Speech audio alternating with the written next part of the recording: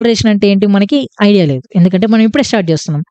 So, దాని గురించి కూడా మనకి టాపిక్ అయితే ఉంది. మనం అప్పుడు డిస్కస్ చేస్తాం. ఇక్కడ ఇష్యూ ఏంటంటే నేను నా VMwareలో ఒకే మాస్టర్‌ని నేను రన్నింగ్‌లో పెట్టాను.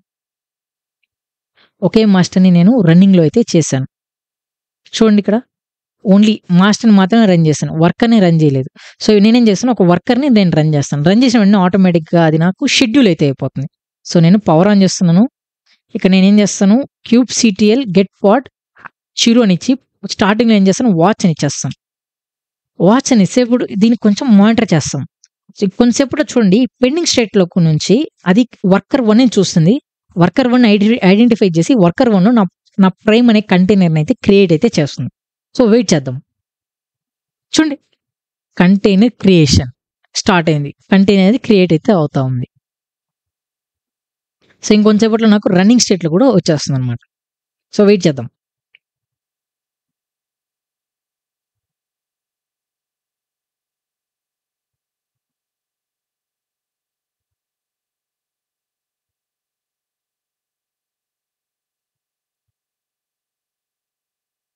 రైట్.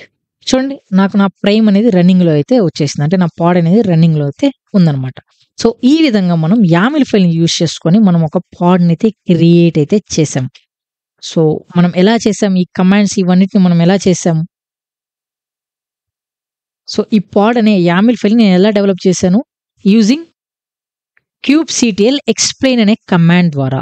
ఓకేనా? kubectl explain అనే కమాండ్ ద్వారా మనం మన ఓన్‌గా కుబర్నెటిస్ టూల్స్‌ని యూజ్ చేసుకొని ఒక కీవర్డ్స్‌ని యూజ్ చేసుకొని నేను నా కంటైనర్స్‌ని అయితే క్రియేట్ అయితే చేశానన్నమాట. సో, మీకు ఇప్పుడు ఒక ఎగ్జాంపుల్ చెప్తాను సింపుల్‌గా. మనము ఇలా ప్రతిసారి మనం చేయం. ఓకేనా? ఆల్రెడీ కుబర్నెటిస్ అనేది ఒక ఓల్డ్ టెక్నాలజీ. కుబర్నెటిస్ అనేది నాకు ఓల్డ్ టెక్నాలజీ. సో, నేను నా ఓన్‌గా పాడ్స్ ఒక కీస్‌ని వెతకడము, ఓకేనా? కీ ఒక వాల్యూని వెతకడము నేను అలాంటి పనులేం చేయను. సింపుల్‌గా మనం ఏం చేస్తామంటే ప్రతి ఒక్కరు చేసే పని ఇదే. మనకి కుబర్నెటిస్ ఒక డాక్యుమెంటేషన్ ఉంది.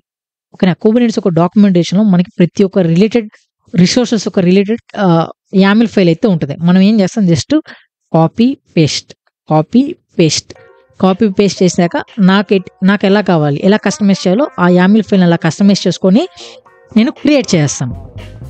సింపుల్. ఓకేనా? సో, ఇది నేను ఎందుకు మీకు చూపించానంటే మనకి ఒకవేళ సిట్యుయేషన్ ఏదైనా ఎగ్జామ్‌లో ఏదైనా మీకు ఒక YAML ఫైల్‌ని రాయాలి అనుకుంటే ఎలా రాస్తారు? దానికి ఉండే ఒకే ఒక మంత్రం kubectl explain అనే కమాండ్. మీకు ఆ API యొక్క రిసోర్స్ తెలియాలి. ఫర్ ఎగ్జాంపుల్ ఇప్పుడు నేను పాడ్‌ని